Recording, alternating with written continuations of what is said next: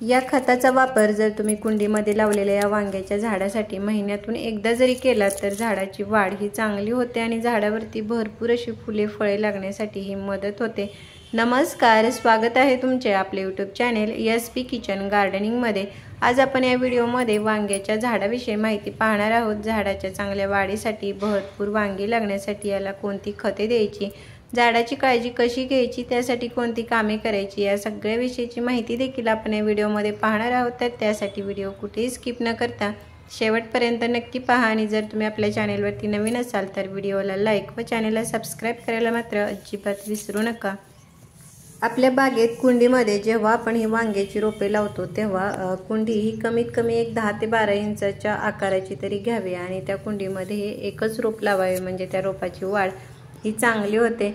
जर तुम्ही छोट्या आकाराची कुंडी घेतली तर मात्र त्या झाडाच्या मुळांना वाढायला ही पुरेशी जागा मिळत नाही, त्यामुळे आपले झाडे ही चांगले वाढत नाही आणि त्या झाडावरती आपल्याला वांगी देखील ही कमी प्रमाणामध्येच आपल्याला मिळत राहतात। त्यामुळे कमीत कमी 10 ते 12 इंच किंवा त्यापेक्षा मोठ्या कुंडीची ही निवड करावी, म्हणजे भरपूर अशी वांगी ही मिळत राहतात। वांग्याचे झाड हे एक असे फळझाड आहे की तुम्ही आपल्या बागेमध्ये ते एकदा लावले तर पुढील 1.5 ते 2 वर्ष देखील आपल्याला ही वांगी मिळत राहतात। मात्र त्यासाठी काही कामे करावी लागतात आणि वेळोवेळी योग्य ती ही खते द्यावी लागतात। वांग्याच्या झाडावरती एकदा वांगी येऊन गेल्यानंतर पुन्हा आणखी भरपूर वांगी येण्यासाठी त्या झाडाची अशा प्रकारे हार्ड प्रोनिंग करावी। प्रोनिंग केल्यामुळे झाडावरती अशा खूप सारे नवीन फुटवे येतात, नवीन फांद्या तयार होतात आणि अशा प्रकारे नवीन फांद्या तयार झाल्या की त्याच्यावरती आणखी पुन्हा नव्याने भरपूर अशी फुले फळे लागण्यासाठी ही मदत होते। मात्र जेव्हा तुम्ही त्याचे हार्ड प्रोनिंग कराल तेव्हा त्याला कोणतेही एखादे नायट्रोजनयुक्त खत देणे आवश्यक असते। त्यामध्ये शेणखते तर अत्यंत ताकदवर फायदेशीर असे हे प्रत्येक झाडासाठी हे खत आहे। शेणखताच्या वापरामुळे खूप सारे नवीन फुटवे येतातच, पण ज्या झाडावरती ज्या फांद्यानंतर तयार होतात ते देखील सुदृढ मजबूत होण्यासाठी याचा चांगला फायदा होतो आणि झाडावरील फांद्या जेवढ्या मजबूत असतात तेवढेच त्या झाडावरती फुले फळे लागण्याचे देखील प्रमाण हे भरपूर असते। वांग्याचे झाड हे एक सन लव्हिंग प्लांट आहे, त्यामुळे जेव्हा कुंडीमध्ये लावतात तेव्हा ते झाड अशा ठिकाणी ठेवा ज्या ठिकाणी या झाडाला दिवसभर भरपूर असा हा सूर्यप्रकाश मिळेल। भरपूर सूर्यप्रकाश मिळाला म्हणजे या झाडांची वाढ ही चांगली होते आणि पुढे जाऊन भरपूर अशी फुले फळे ही लागत राहतात। आता आपण वांग्याच्या झाडाला खत म्हणून ज्या 2 वस्तूंचा वापर करणार आहोत त्यातील ही जी पहिली वस्तू आहे हे म्हणजे मी डाळ व तांदूळ धुतलेले हे पाणी आहे। घरामध्ये स्वयंपाक करताना जेव्हा आपण डाळ व तांदूळ धुतो तेव्हा ते पाणी फेकून न देता त्याचा वापर हा झाडांसाठी खत म्हणून करावा, कारण हे झाडांच्या वाढीसाठी अतिशय फायदेशीर असे आहे। कारण झाडांच्या वाढीसाठी आवश्यक असणारी जी पोषक तत्वे घटक आहेत ती या पाण्यामध्येही मुबलक प्रमाणामध्ये असतात।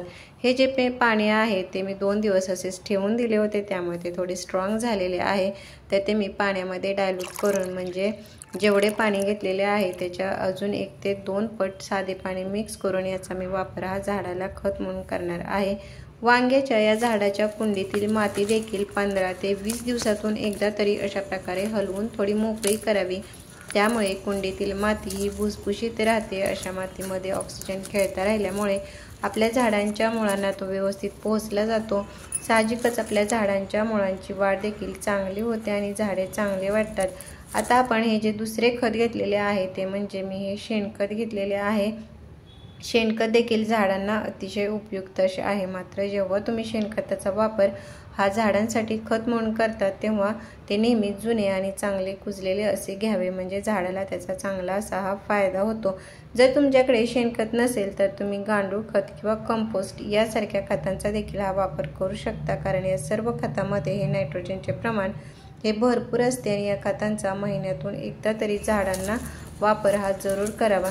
आता आपण हे जे शेणखत व डाळ तांदूळ धुतलेले जे पाणी झाडाला देणार आहोत ते देण्यापूर्वी झाडाच्या बुंध्याभोवती हे गोल वर्तुळ करून घ्यायचे आणि जे शेणखत आपण घेतलेले आहे ते एका झाडासाठी म्हणजे 10 ते 12 इंचाच्या एका कुंडीसाठी 1 ते 1.5 मुठी या प्रमाणामध्ये या खताचा आपण वापर करणार आहोत। आणि जे डाळ व तांदूळ धुतलेले जे पाणी आहे ते 1 ते 1.5 मग या प्रमाणामध्ये आपण याचा वापर हा करायचा आहे। अशा प्रकारे शेणखत झाडाला दिल्यानंतर ते मातीमध्ये व्यवस्थित मिक्स करून घ्यायचे आणि वरून हे जे आपण पाणी तयार केलेले आहे ते द्यायचे आहे। तर अशा प्रकारे शेणखत, डाळ तांदूळ धुतलेल्या पाण्याचा वापर जर तुम्ही महिन्यातून एकदा जरी या झाडांना केलात तर झाडाची वाढ चांगली होऊन झाडे फुलाफळाने अगदी भरगच्च झालेली तुम्हाला दिसून येतील। तर कसा वाटला व्हिडिओ मला कमेंट बॉक्समध्ये नक्की सांगा। भेटूयात पुढील व्हिडिओमध्ये, तोपर्यंत बाय।